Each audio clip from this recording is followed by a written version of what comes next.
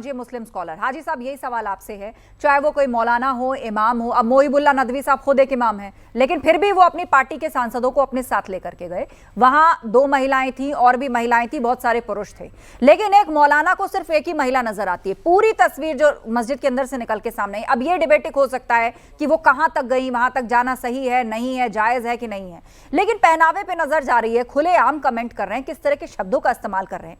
क्या ये सारी मर्यादा का ठेका औरतों के लिए ही है? और किसने इनको खुली छूट दी संविधान से चलने वाले उस देश में कि आप एक महिला के पहनावे को लेकर फप्ती कसें, टिप्पणी करें आप खराब शब्द से? हाँ आस्था जी, देखिए मज़हब इस्लाम हमेशा महिलाओं का सम्मान करता है। और रही बात यहाँ पर जिस तरीके की अब ये बात हो रही थी, तो देखिए मैं बताना चाहता हूँ, इनमें 2 बाबाओं के नाम और जोड़ लेने चाहिए थे आप लोगों को, जो एक ये भी कह रहे थे कि महिला प्लॉट होती है। प्लॉट का भी नाम एक बाबा ने कहा था। और अरे सुन तो लीजिए ना, मैं अरे सुन तो लीजिए। और दूसरी बात, इसका मतलब यह है कि आप लोग चाहते हैं कि इस तरीके का माहौल देश के अंदर बने। और ये किसने कहा था कि महिलाएं अगर कपड़े ना भी पहने तो भी चल जाएगा? तो बस सुन लीजिए। अरे भाई, जिन लोगों ने इस तरह की बात कही होगी ना, किसी पब्लिक ने उनका समर्थन नहीं किया होगा। और मुझे पूरा यकीन है कि आज जेल में बैठे होंगे ऐसे लोग। बता दीजिए अगर मैं गलत हूं। नाजिम साहब घूम रहे हैं ना, तो नाम ले दीजिए किस बाबा ने। नाजिम साहब ठीक है। हाँ, देखिए मुझे लगता है कि कहीं ना कहीं यति जी उन लोगों को सपोर्ट करती हैं, मैं तभी इनके पेट में दर्द चालू हो जाता। अरे भाई बात तो पूरी होने दीजिए, आप बात पूरी नहीं होने देते भाई। यहाँ महिलाओं के सम्मान की बात होती है तो हम महिलाओं के सम्मान की बात करते हैं, लेकिन आप लोग इसको एज ए मुस्लिम समाज के खिलाफ नफरत का माहौल पैदा करने की कोशिश करते हैं। सपोर्ट कर रहे हो जिन्होंने महिलाओं के खिलाफ अभद्र टिप्पणी की। आप दोनों ने अपनी अपनी बात रखी, वो दोनों पेशेंस के साथ सुन रहे थे। साध्वी जी बिल्कुल नहीं, आपको पूरा मौका मिलेगा। एक बार दोनों मेहमान बात पूरी कर लें। उनकी पहली टिप्पणी नहीं हो पाई है। नाजिम साहब 20 सेकंड और उसके बाद डॉक्टर जीनत अंसारी। हाँ देखिए, मैं ये कहता हूं कि जिस तरीके से मौलाना साजिद साहब का इस तरीके का बयान आया, तो देखिए हम लोग ऐसे बयान की कड़े शब्दों में मजम्मत करते हैं। और देखिए मस्जिद देखिए अल्लाह का घर है भाई, आप आइए, किसने आपको रोका है? और महिलाएं तो जाया करती हैं। आप देखिए मक्का मदीना में देखिए, बस वो है कि हॉल अलग होते हैं महिलाओं के लिए। मक्का मदीना में महिलाएं जाती हैं नमाज पढ़ने। तो ये एशिया में ऐसा क्यों ये माहौल है नाजिम साहब कि महिलाएं मस्जिद नहीं जा सकती हैं? कनाडा में व्यवस्था है, यूएस में व्यवस्था है, वहां की मस्जिदों में हॉल सेपरेट होते हैं, महिलाएं पढ़ती हैं वहां नमाज जाके। बताइए मैं गलत हूं तो। हाँ आस्था जी, देखिए अल्लाह का शुक्र है, देखिए मैंने हज किया बात, और दूसरी बात मैंने अपने हज के दौरान में महिलाओं को बराबर में नमाज पढ़ते हुए देखा, तो वहां कोई दिक्कत नहीं है। और दूसरी बात ये, यहाँ भारत के अंदर भी मस्जिदों में महिलाएं जाती हैं, किसी भी महिला पे पाबंदी नहीं है। लेकिन जिस तरीके का भ्रम पैदा करा जा रहा है कि मस्जिदों में महिलाएं नहीं जाती, भाई जाती है। अगर उनके पास वक्त होता तो मस्जिदों में नमाज भी अदा करती है। भाई जुमे के दिन भी हमने देखा कि महिलाओं को नमाज पढ़ते हुए देखा।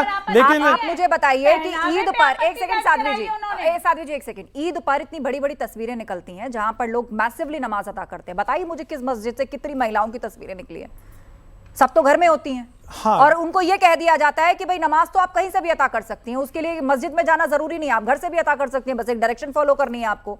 क्यों महिलाओं को यहां पर नहीं प्रमोट किया जाता कि वो मस्जिद जाएं? भले ही आप वहां जाकर उनका सेपरेट अरेंजमेंट करिए, जब मक्का मदीना में हो सकता है तो कहां नहीं हो सकता? क्यों ये डिस्क्रिमिनेशन है? और इसी से आप जान लीजिए कि धर्मगुरुओं की हिम्मत बढ़ती है कि वो एक महिला को डिस्क्रिमिनेट करके उसके ऊपर इतनी भद्दी फप्ती कस रहा है। और वो महिला कोई आम महिला नहीं है कि अभी आप निकल जाइए तो आपको यहीं आसपास मिल जाएंगी। वो सांसद है, एक चुनी हुई पार्लियामेंटेरियन है। हाँ आस्था जी, देखिए चाहे डिंपल यादव जी हो या इकरा हसन हो, देखिए हम लोग सभी का सम्मान करते हैं। डिंपल यादव जी पे जिस तरीके की अभद्र टिप्पणी करी गई मौलाना साहब की, हम लोगों ने हर चैनल पे भी हर जगह मजम्मत की उनके बयान की। अब मैं आपको एक बात बता देता हूँ, देखिए मैं आदम अलैहिस्सलाम की बात करता हूँ। देखिए आदम अलैहिस्सलाम ने एक गलती करी थी। गलती की ये करी थी, उन्होंने गंदुक खा लिया था। गंदुक यानी कि आज के टाइम में चाहे उसको अनाज कह दीजिए या कुछ भी इस तरीके का वो कह सकते हैं आप, उन्होंने खाया था तो उनको सजा मिली थी। और वहीं पर एक इब्लिस था, इब्लिस से ये कहा गया कि भाई ये तुम आदम अलैहिस्सलाम को सजदा कर दो। उन्होंने नाफरमानी करी, लेकिन आदम अलैहिस्सलाम ने माफी मांगी। तो आदम अलैहिस्सलाम से देखिए अल्लाह ने पूरे आदम को चलाया, यानी आदमी जो है उनको चलाया। और जब इब्लिस ने अरे यती जी सुन लीजिए, जब यती जी आप सुनने नहीं चाहते, इब्लिस ने माफी नहीं मांगी तो आज देखिए पूरी दुनिया के अंदर लानत का तौर उसके गले में पड़ा हुआ। भाई इब्लिस के हर कोई खिलाफ खड़ा रहता है, इब्लिस के, और इब्लिस को गालियां भी देते। ये दीजिए, अगर आपकी एक सेकंड नहीं, एक सेकंड, इब्लिस से क्या तात्पर्य है? इब्लिस से क्या तात्पर्य है, इसको स्पष्ट करिए पहले। हाँ, देखिए आप औरतों की तरफ इशारा कर रहे हैं? नहीं, देखिए, मैं इब्लिस का मतलब यह है कि जो गलती करता, गलती करके वो गलती नहीं मानता, तो वो इब्लिस की तरह है। तो रशीदी जी क्या हुए? एक सेकंड, रशीदी जी क्या हुए? हाँ, देखिए, मैंने कहा कि देखिए, आदम अलैहिस्सलाम ने गलती करी, उन्होंने माफी मांगी अल्लाह से, तो अल्लाह ने माफ कर दिया। इब्लिस से कहा कि आप सजदा कर दीजिए, इब्लिस ने सजदा नहीं करा, तो उनके गले में लानत का तोड़ डाल दिया गया। तो जाहिर सी बात है, मैं ये कहना चाहता हूं कि महिलाओं का सम्मान चाहे किसी भी समाज से हो, उसका सम्मान करना चाहिए। लेकिन अगर यहाँ पर यह कहा जाए कि मस्जिद के अंदर वो गई और वहां पर उनके जो फोटो वायरल करा गया, सबसे पहले तो मुझे एक आपत्ति ये थी कि जिस किसी ने भी वो फोटो खींचा, वो फोटो उन्होंने इस एंगल पर खींचा जहां पर डिंपल यादव जी के जो थे साड़ी पहने हुए थी, और वहां पर इकरा हसन को वहां पर पूरे सर पे भी दिखाया गया। तो भाई देखिए, महिला इकरा हसन भी थी, डिंपल यादव जी थी,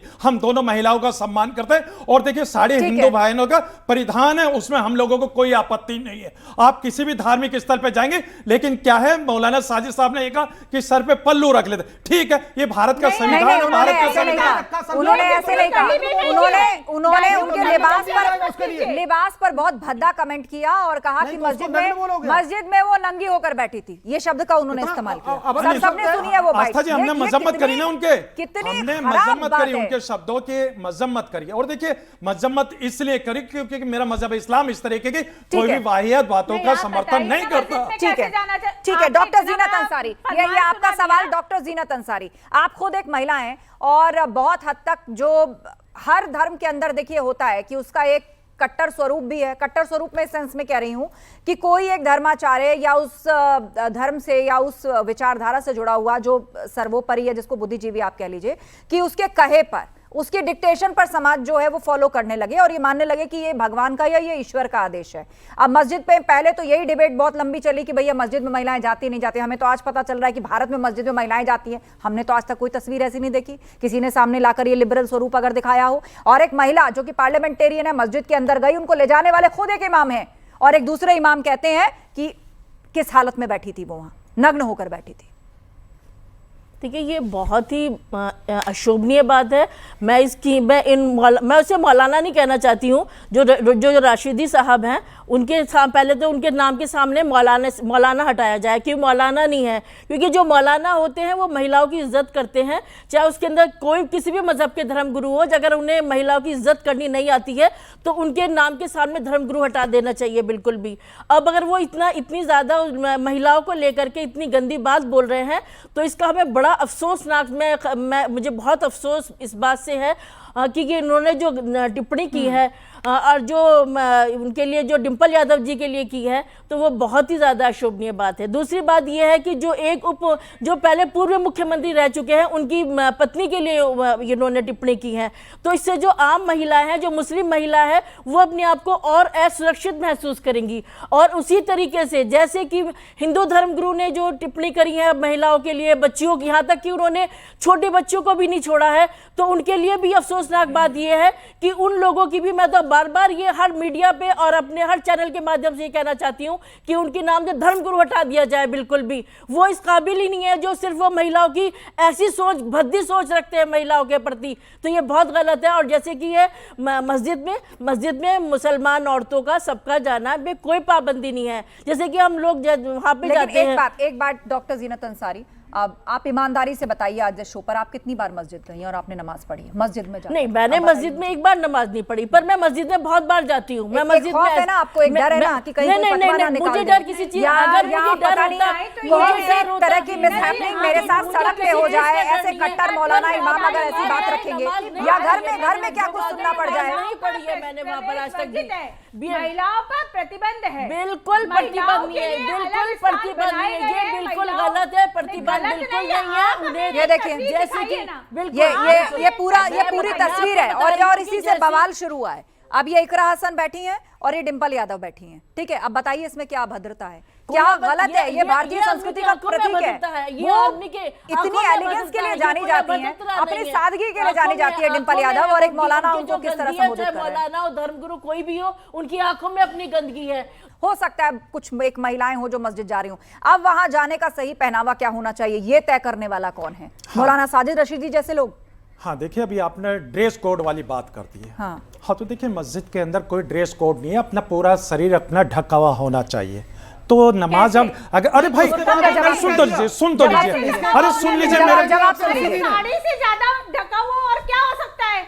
फिर उन्हें किस बात पर आपत्ति हुई? आप वो मुझे सुनना लगता है चाहती हैं, हिजाब भी ढकने की आप बात। सुनना चाहती हैं या नहीं, ये बता दीजिए। एक बार उनका जवाब आने दीजिए साध्वी जी, एक बार जवाब आने दीजिए। आपत्ति इस बात की है ठीक है, साहब, ठीक, उसके एक बार बाद बात भी पूरी मैंने कर कह ले, दिया। एक बार बात पूरी कर ले, फिर आप काउंटर वो करिए। अपना पूरा शरीर हाँ ढक के वहां गई थी, साड़ी पहन कर गई थी, कोई शॉर्ट ड्रेस पहन के नहीं गई थी डिंपल यादव। आस्था जी देखिए, मैं इनसे कहना चाहता हूँ, देखिए साड़ी जो नहीं, मेरे जवाब हिंदू दीजिए, महिलाओं मेरा का प्रश्न परिधान है आपसे। भाई, मैं दिल से नाज़िम खान साहब, करता हूँ मेरा उस चीज की। प्रश्न है, लेकिन अगर आप अगर ये बताइए, बार बार अगर इस बात को कहेंगे डिंपल मुस्लिम यादव महिलाओं को आपसे लेकर, लग रहा तो भाई है, मुझे साड़ी आपत्ति है। दिखाइए, भाई साड़ी मस्जिद के अंदर अगर दिखाइए। महिलाएं अगर जाती है नमाज पढ़ने के लिए, उनका शरीर ढका हुआ होता है। लेकिन मैंने क्या कहा कि मस्जिद इबादत का घर, अल्लाह का घर, क्लियर कर लेते हैं, किसी को इसको क्लियर कर लेते हैं। आपने कहा कि पूरी तरह से कवर्ड अप होना चाहिए, तो क्या आपका इशारा बुरके की तरफ है?